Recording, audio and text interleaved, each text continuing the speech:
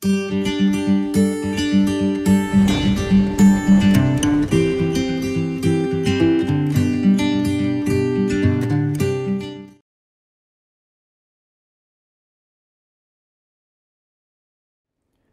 Friends, मैं doctor Kajal Mangukiya, practising gynaecologist, obstetrician, IVF specialist and cosmetic gynaecologist from Orchid hospital and IVF centre सूरत।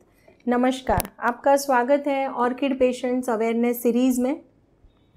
और आज हम बात करने वाले हैं कि एक्सरसाइज एंड बॉडी वेट जो होता है उसके क्या असर होता है आईवीएफ साइकिल के सक्सेस रेट में। क्योंकि काफ़ी बार होता है कि पेशेंट्स आते हैं 10 इयर्स हो गए, 15 इयर्स हो गए हैं शादी को, पीरियड्स इरेगुलर है, क्या मैडम आईवीएफ से हमें 100% सक्सेस मिल जाएगा।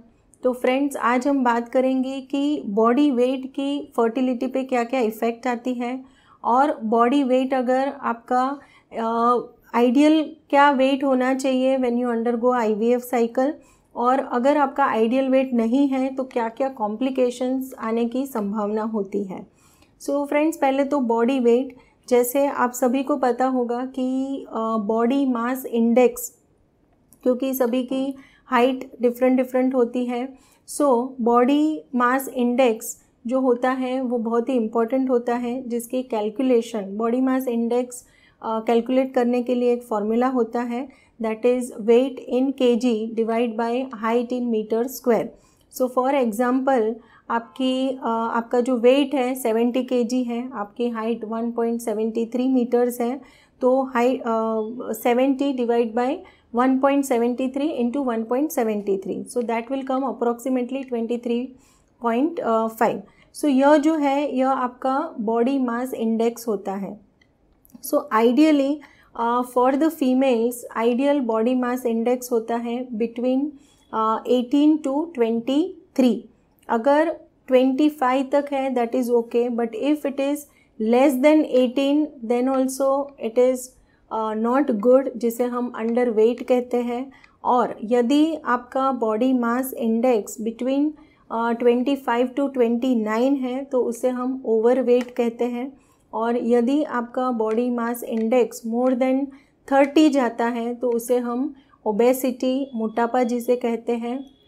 और यदि आपका body mass index more than 40 जाता है तो इसे हम मॉर्बिड ओबेसिटी कहते हैं, जिसमें बहुत सारे कॉम्प्लिकेशंस आने की संभावना बढ़ जाती है। सो फ्रेंड्स, सभी के लिए बॉडी मास इंडेक्स चाहे मेल है या फीमेल है, और इनफर्टिलिटी या तो फर्टिलिटी के सक्सेस के लिए ओनली फीमेल के body mass index normal range में होना चाहिए, ऐसा नहीं है। मेल इनफर्टिलिटी में भी काफ़ी इम्पॉर्टेंट रोल होता है बीएमआई का। So for the mails also ideal range जो है बॉडी मास इंडेक्स का वह है बिटवीन 18 टू 25। सो आगे चलते हैं कि अगर किसी का वेट ज़्यादा है तो उसको फर्टिलिटी पे कैसे इम्पैक्ट आता है। सो यदि कोई भी महिला है जिनके बीएमआई ज़्यादा है तो ऑब्वियसली उनके बॉडी में जो फैट है, जिसे हम विसरल फैट कहते हैं, वह ज़्यादा है। तो इसकी वजह से क्या होता है कि उनके जो हार्मोनल इम्बैलेंस हो जाता है, उनके जो हाइपोथैलेमस है उस सभी पे उसका इफ़ेक्ट आता है। रेगुलर जो ओव्यूलेशन होना चाहिए वो नहीं हो पाता है। मेजॉरिटी ऑफ द फीमेल्स हैं जिनको ओबेसिटी का इश्यू है या तो ओवरवेट है, उसमें एन ओव्यूलेटरी साइकिल यानी कि उनका जो ओव्यूलेशन समय पे होना चाहिए वो नहीं हो पाता है, और इसी की वजह से उनको इरेगुलर पीरियड्स आ सकते हैं या तो इनफर्टिलिटी के इश्यूज फेस करने पड़ते हैं। इवन काफ़ी महिलाओं को एक्ने है, हिर्सुटिज्म है। आप सबको पता ही होगा कि जो पॉलीसिस्टिक ओवरी हम कहते हैं, पीसीओडी। सो बेसिकली पीसीओडी में मेजॉरिटी हम देखते हैं कि पेशेंट को वेट गेन की समस्या होती है, और जैसे ही आपका वज़न बढ़ता है आपके पीरियड्स, आपके हार्मोन्स इम्बैलेंस होने लगते हैं, और इसी की वजह से आपके पीरियड्स भी इरेगुलर होते हैं।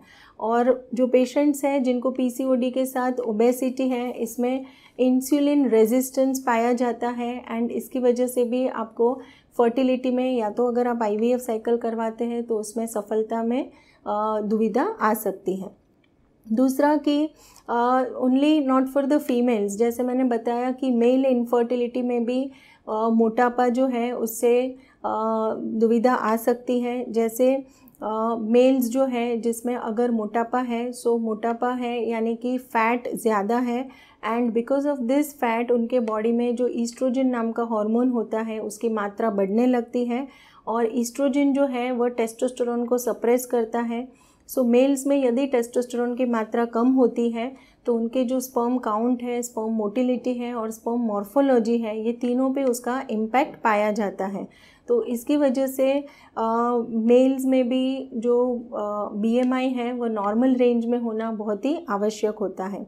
और दूसरा कि यदि आप ओवरवेट हैं, जैसे अभी मेरे पास OPD में पेशेंट आया था जिनका BMI 42 है और वह पेशेंट के शादी को 15 साल हो चुके हैं, मैडम सारा ट्रीटमेंट ले चुके हैं, फिर भी सक्सेस नहीं मिल रहा है। तो फ्रेंड्स, कहीं ना कहीं आपका जो बॉडी वेट होता है उसकी वजह से इम्पैक्ट आता है। हम नहीं कहते हैं कि 42 BMI में से डायरेक्टली आप 25 BMI पे आ जाओ, but at least 7 to 10% of the body weight आपका अगर कम होता है तो उससे भी आपको फर्टिलिटी ट्रीटमेंट में सफलता मिलने के चांसेस बढ़ जाते हैं। और दूसरा कि अंडरवेट भी नहीं होना चाहिए, यानी कि अगर लेस देन 18 होता है आपका BMI तभी भी आपको फर्टिलिटी रिलेटेड इश्यूज़ आ सकते हैं, क्योंकि आपकी जो ब्रेन में ग्लैंड्स होती है हाइपोथैलेमस पिट्यूटरी वहाँ शट डाउन हो जाता है, और काफ़ी बार हम देखते हैं कि इसकी वजह से आपके पीरियड्स बंद हो जाते हैं, या तो प्रोलॉन्ग्ड डेज ऑफ एमिनोरिया यानी may be 3 months 6 months period नहीं आते हैं। तो फ्रेंड्स, या तो BMI कम है या तो बहुत ज़्यादा है, तो दोनों आपको तकलीफ़ दे सकता है। सो नॉर्मल रेंज में BMI रखने के लिए या तो आपकी फर्टिलिटी अच्छी रहे उसके लिए इम्पॉर्टेंट रहेगा लाइफस्टाइल मॉडिफिकेशन। हमारा ऑलरेडी एक वीडियो है जिसमें मैंने डिटेल में समझाया है कि what is the meaning of lifestyle modification, तो वह वीडियो भी आप अच्छे से देख सकते हैं। और इन केस आपको मोटापा है और आप फर्टिलिटी ट्रीटमेंट करवाते हो, यदि आपको सक्सेस भी मिल जाता है तभी भी ऐसे पेशेंट में थायराइड रिलेटेड इश्यूज़ हैं, प्रेगनेंसी के साथ डायबिटीज़ आना, प्रेगनेंसी के साथ ब्लड प्रेशर बढ़ना, यह सारी समस्या आ सकती है, और कहीं ना कहीं एक हाई रिस्क पेशेंट हो जाता है या तो कॉम्प्लिकेशन की संभावना बढ़ जाती है। तो फ्रेंड्स, यदि आप प्लानिंग कर रहे हो या तो आप IVF ट्रीटमेंट करवाने के लिए जा रहे हो तो मेक श्योर कि आपका जो BMI है वह रेंज में हो, एंड उसके लिए जो भी लाइफस्टाइल चेंजेस आपको मेरे वीडियो में गाइड किया है वो भी आप फॉलो कीजिए। So thank you friends for watching this video. यदि इस वीडियो के रिलेटेड कोई भी क्वेरीज है तो ज़रूर से कमेंट बॉक्स में लिख दीजिए, हम जल्दी उसके जवाब दे देंगे आपको।